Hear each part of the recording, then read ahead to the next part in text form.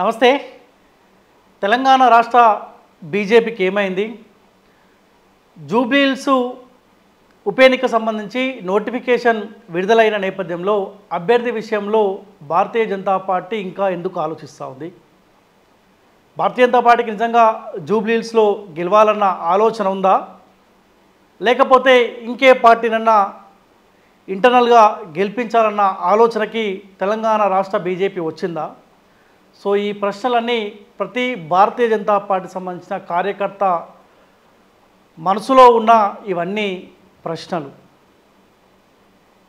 ప్రతి బీజేపీ కార్యకర్త అంటే కరడుగట్టిన కాషాయవాది ఎవరైతే ఉంటారో, ఏ పార్టీతో సంబంధం లేకుండా వాళ్ళకి సంబంధించిన నాయకుడు సందర్భాన్ని బట్టి ఆ పార్టీ ఈ పార్టీ మారుతున్నప్పటికీ కూడా ఏ కార్యకర్త అయితే కాషాయ జెండాను మోస్తూ ఉంటాడో ఆ కార్యకర్త జూబ్లీహిల్స్ గురించి ఆలోచిస్తున్న క్రమంలో ఈ ప్రశ్నలన్నిటికీ వాళ్ళకు సమాధానం ఇప్పటికీ రావట్లేదు. నేను బీజేపీ వాళ్ళు జూబ్లీహిల్స్లో అభ్యర్థి పెట్టాలి, అక్కడ బీజేపీ గెలవాలన్న ఉద్దేశంతో నేను ఈ స్టోరీ వేయట్లేదు. నాకు ఈ 2-3 రోజుల గ్యాప్లో చాలామంది బీజేపీ కార్యకర్తలు కరడుగట్టిన కాషాయవాదులు నాకు కాల్ చేశారు. అలా ఏందన్నా మా బీజేపీ పార్టీ పరిస్థితి ఏంది, జూబ్లీహిల్స్లో ఇంకా అభ్యర్థిని ఎందుకు ప్రకటించలేదు, అధికారంలోకి రావాల్సిన మా బీజేపీ అధికారానికి దూరమైనది, ఇంకా మా పార్టీ నాయకులకు ఎందుకు సోయొస్తలేదన్న ప్రశ్నలు నాకు అడిగినప్పుడు, సో ఖచ్చితంగా మన బాధ్యతగా ఓ కరడుగట్టిన కాషాయ కార్యకర్తకు భరోసా నింపనికి స్టోరీ చేయాల్సిన బాధ్యత ఉంది కాబట్టి సో నేను స్టోరీ చేస్తూ ఉన్నా. సో దయచేసి ఈ వీడియో కూడా ఎక్కువ మందికి షేర్ చేసే ప్రయత్నం చేయండి. వాస్తవాలు మాట్లాడుకుంటే 2023 అసెంబ్లీ ఎలక్షన్ల కంటే ముందు ఒక 6 నెలల కంటే ముందు తెలంగాణ రాష్ట్రంలో బీజేపీ అధికారంలోకి రాబోతున్న చర్చ బలంగా జరిగింది. ఎవరు అవునన్నా కాదన్నా బండి సంజయ్ కుమార్ గారు చేసిన ప్రజా సంగ్రామ యాత్ర ద్వారా పట్టణాలకే పరిమితమైన భారతీయ జనతా పార్టీ గ్రామాలకు కూడా ఆ ప్రజా సంగ్రామ యాత్ర ద్వారా బలంగా ప్రజల్లోకి వెళ్ళింది. ఆనాడున్న పరిస్థితుల్లో కాంగ్రెస్ పార్టీ గాంధీ భవన్లో నాయకులు ఉండకపోతూ ఉండే, కార్యకర్తలు ఉండకపోతుండే, ఆడొక కుక్క కుక్కలు గాంధీ భవన్లో తిరుగుతూ ఉండే. ఆనాడు తెలంగాణ రాష్ట్ర ప్రజలు అనుకున్నారు గాంధీ భవన్లోనే కుక్కలు పండుకుంటూ ఉన్నాయి, గాంధీ భవన్లో ఉన్న కాంగ్రెస్ నాయకులకు కూడా కాంగ్రెస్ పార్టీ అధికారంలోకి వచ్చే అవకాశం లేదన్న క్లారిటీలో కాంగ్రెస్ వాళ్ళే ఉన్నారని చెప్పి ప్రజలు కూడా ఆనాడు ఆలోచనకు వచ్చినారు. బీఆర్ఎస్ పార్టీ 10 ఏళ్ళ పరిపాలన చూసినాం, బీఆర్ఎస్ పార్టీ కూడా మనకొద్దు, మనకు ఉన్న ఆప్షన్ బీజేపీ అయింది, బీజేపీకి అధికారం ఇద్దామని చెప్పి ఆనాడు ప్రజలు మెంటల్గా డిసైడ్ అయినారు. మీకు తెలుసు ఆనాడు బీజేపీలో వచ్చిన మార్పులు, బండి సంజయ్ కుమార్ని అధికారం దిశగా పార్టీని తీసుకొని పోతా ఉన్న బండి సంజయ్ కుమార్ని తప్పించారు. గతంలో అధ్యక్ష పగ్గాలు చేపట్టిన మళ్ళీ కిషన్ రెడ్డి చేతిలో తీసుకొని వచ్చి అధ్యక్ష పగ్గాలు ఆయన చేతిలో పెట్టారు. సో ఆ తర్వాత ప్రజలు డిసైడ్ అయినారు కల్వకుంట్ల కవితని లిక్కర్ స్కామ్లో అరెస్ట్ చేయట్లేదు, కవితను బీజేపీ కాపాడుతూ ఉందని చెప్పి ఈ రకమైన చర్చ సోషల్ మీడియాలో మాలాంటి వాళ్ళమే తెరపై తీసుకొచ్చే ప్రయత్నం చేసినాం.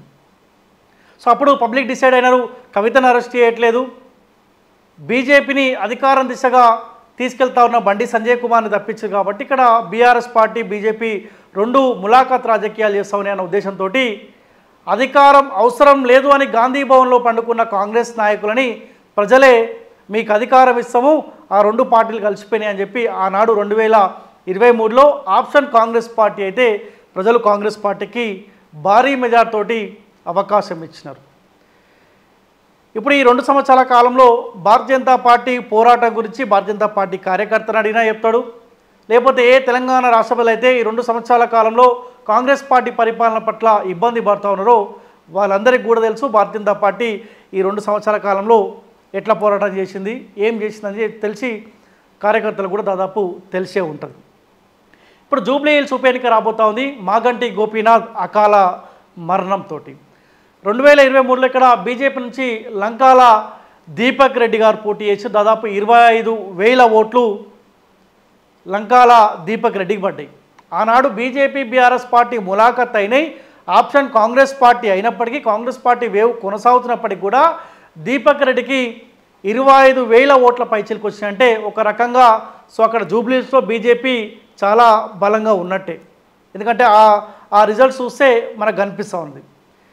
మరి గతంలో పోటీ చేసిన దీపక్ రెడ్డికి ఎప్పుడైతే మాగంటి గోపీనాథ్ చనిపోయినాడో ఆ తర్వాత వెంటనే బీజేపీ హైకమాండ్ కనుక గతంలో పోటీ నువ్వే చేసినావు 2023లో, సో మరొక 2-3 నెలల్లో ఉప ఎన్నిక వచ్చే అవకాశం ఉంటుంది, ఇప్పటి నుంచే గ్రౌండ్ వర్క్ చేసుకో, పార్టీ పూర్తిగా మీకు మద్దతుగా ఉంటుంది, మిమ్మల్ని గెలిపించే ప్రయత్నం చేస్తామన్న ఒక భరోసా కనుక దీపక్ రెడ్డికి ఇస్తే ఈ పార్టీకి గ్రౌండ్ మొత్తమైన ప్రిపేర్ చేసి పెట్టుకునే అవకాశం ఉంటుంది కదా. సో ఎందుకు బీజేపీ ఇప్పటి వరకు అభ్యర్థులను పెట్టట్లేదు కూడా సమాధానం కరడుగట్టిన కాషాయ కార్యకర్తకు చెప్పాల్సిన అవసరం 100% ఉంది. ఎందుకంటే నాయకులు అవసరానికి తగ్గట్టు పార్టీలు మారుతారు, కానీ నీ కాషాయపు కార్యకర్త ఇక్కడ అల్టిమేట్గా బలైతా ఉన్నాడు. స్వయాన కాషాయపు కార్యకర్తలు అనుకుంటా ఉన్నారు మా బీజేపీ ఇప్పటి వరకు అభ్యర్థిని పెట్టట్లేదంటే ఇంకో పార్టీని ఏమైనా గెలిపించడానికి ప్రయత్నం ఏమైనా చేస్తూ ఉన్నదా అన్న చర్చ ఇంటర్నల్గా కార్యకర్తల మధ్య జరుగుతూ ఉన్నది. ఆల్రెడీ కాంగ్రెస్ పార్టీ నవీన్ కుమార్ యాదవ్కు టికెట్ ప్రకటించారు. మాగంటి గోపీనాథ్ సతీమణి సునీత ఎవరైతే ఉన్నారో ఆమెకు బీఆర్ఎస్ పార్టీ టికెట్ ప్రకటించారు. ఈ 2 పార్టీలు ఆల్రెడీ గ్రౌండ్లో వాళ్ళ కార్యకర్తలని ఏకం చేసే ప్రయత్నాలు చేస్తారు, గ్రౌండ్లో ఆల్రెడీ వర్క్ స్టార్ట్ చేశారు. ఇక తిప్పికొడితే ఎలక్షన్లకు ఎన్ని రోజులు టైం ఉంది, అటు ఇటు పోతే ఒక నెల రోజులు టైం ఉంది, అంతే నెల రోజులే టైం ఉంది. నెల రోజుల మాట ఎంత, ఇంకో 20 రోజులు ప్రచారం చేసుకునే అవకాశం ఉంటుంది అనుకుంటా. మీరు ఇప్పటి వరకు ఒక అభ్యర్థినే ప్రకటించలేదు. ఈ 20 రోజుల గ్యాప్లో మీరు ప్రకటించిన అభ్యర్థి ఎప్పుడు జూబ్లీస్లో ఉన్న ప్రతి గడపని టచ్ చేసే ప్రయత్నం చేశాడు అంటే ఒక రకంగా బీజేపీ ఇక్కడ చేతులు ఎత్తేసిందా అన్న క్వశ్చన్ మార్క్ కూడా కార్యకర్తలలో తిరుగుతూ ఉంది. నేనేమంటా ఉన్నా, ఇప్పుడు పోటీ చేసే అభ్యర్థి ఓడతాడా గెలుస్తాడా విషయం పక్క పెడితే ఇప్పుడు మీకోసం పనిచేసే కార్యకర్త ఇక్కడ అల్టిమేట్గా బలైతా ఉన్నాడు. ఆల్రెడీ మొన్న జరిగిన అసెంబ్లీ ఎలక్షన్లో అధికారంలోకి మా బీజేపీ వస్తుందేమో, వస్తే కార్యకర్తలకు ఏమన్నా పదవులు వస్తాయేమో, మేమేమన్నా రాజకీయంగా ఒక అడుగు ముందుకేస్తామని చెప్పి కార్యకర్తలు ఆశపడ్డారు. అధికారంలోకి రావాల్సిన బీజేపీని ఆగం చేసిందే కొంతమంది నాయకులు. ఇప్పుడు మళ్ళీ జూబ్లీహిల్స్లో కూడా కొంత స్టార్టింగ్ నుంచి ప్రయత్నాలు చేస్తే గెలిచే అవకాశం ఉంటుండే. ఇప్పుడు అభ్యర్థిని ప్రకటించి అక్కడ బీజేపీకి గెలిచే అవకాశం లేనట్టు స్పష్టంగా అనిపిస్తుంది. అక్కడ ఫైటు బీఆర్ఎస్ వర్సెస్ కాంగ్రెస్గా ఉండేటట్టు స్పష్టంగా అనిపిస్తుంది. సో ఇంకొక చర్చ ఏంటంటే, ఇప్పుడు ఈ మధ్య కాలంలో మొన్న జరిగిన బీజేపీ రాష్ట్ర అధ్యక్ష మార్పులో కూడా చాలామంది నేనంటే నేను నాకే అధ్యక్ష పదవి రాబోతున్న చర్చ చాలామంది పేర్లు తెరపైకి సోషల్ మీడియాలో తెప్పించుకున్నారు. ఆఖరి నిమిషంలో మాజీ ఎమ్మెల్సీ రామచంద్రరావుకి బీజేపీ అధ్యక్ష పగ్గాలు ఆయన చేతిలో పెట్టింది. ఇప్పుడు బీజేపీలో ఉన్న కొంతమంది నాయకులు అనుకుంటా ఉన్నారంట, ఇప్పుడు జూబ్లీహిల్స్లో బీజేపీ కనుక 3rd ప్లేస్కి తీసుకెళ్తే రామచంద్రరావు మీద నెట్టేసే అవకాశం మనకు ఉంటుంది, మాకు అధ్యక్ష పగ్గాలు ఇస్తే మేము అట్లీస్ట్ అక్కడ 2nd ప్లేస్ కన్నా బీజేపీని తీసుకొచ్చే వాళ్ళం, అట్లీస్ట్ ఏమంటారు గెలిపించే ప్రయత్నం మనం చేసేవాళ్ళము, మాకు ఇలే కాబట్టి రామచంద్రరావుకి ఇచ్చారు కాబట్టి ఆడ బీజేపీ 3rd ప్లేస్కి పోయింది, మాకు ఇస్తే గెలిపిస్తుండే. సో ఇటువంటి ప్రచారం చేయడానికి కూడా కొంతమంది రెడీ అయ్యారంట. సో నేను అంటా ఉన్న బీజేపీ రాష్ట్ర అధ్యక్షులు రామచంద్రరావు గారు ఎవరైతే ఉన్నారో, సో దయచేసి సార్ మీకు తెలిసే జరుగుతుందా ఇంటర్నల్గా చర్చ తెలియకుండా జరుగుతుందా ఒకసారి మీరు కూడా ఆలోచించండి. ఇక్కడ రేపు పొద్దున 3rd ప్లేస్ అక్కడ బీజేపీ వచ్చిందనుకో, అట్లీస్ట్ ఒక మొన్న జరిగిన 25,000 ఓట్లు అయితే 2023 ఎన్నికల్లో వచ్చినాయో ఆ 25,000 కంటే ఒక 5-6 వేల ఓట్లు తగ్గినా కానీ అక్కడ దీపక్ రెడ్డి ఫెయిల్యూర్ అనరు, బీజేపీ ఫెయిల్యూర్ అనరు.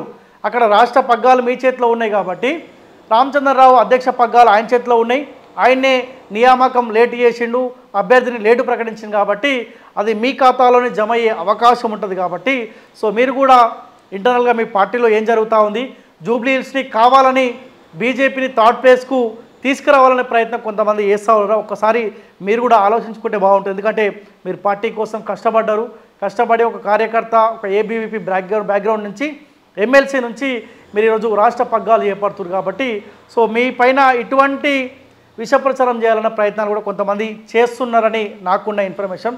సో దయచేసి ఇప్పటికైనా కార్యకర్తల అవస్థలు దృష్టిలో పెట్టుకొని ఇప్పటికైనా అభ్యర్థిని ప్రకటిస్తే కార్యకర్తలు అక్కడ ప్రచారం చేసుకునే అవకాశం ఉంటుంది, అట్లీస్ట్ కొంత ఓట్ బ్యాంక్ అన్నా పెంచుకునే అవకాశం ఉంటుంది. ఈ వీడియో నా కోసం కాదు, కరడుగట్టిన కాషాయ కార్యకర్త కోసం ఈ వీడియో చేస్తా ఉన్నా. దయచేసి ఈ వీడియో ఎక్కువ మందికి షేర్ చేసే ప్రయత్నం చేయండి.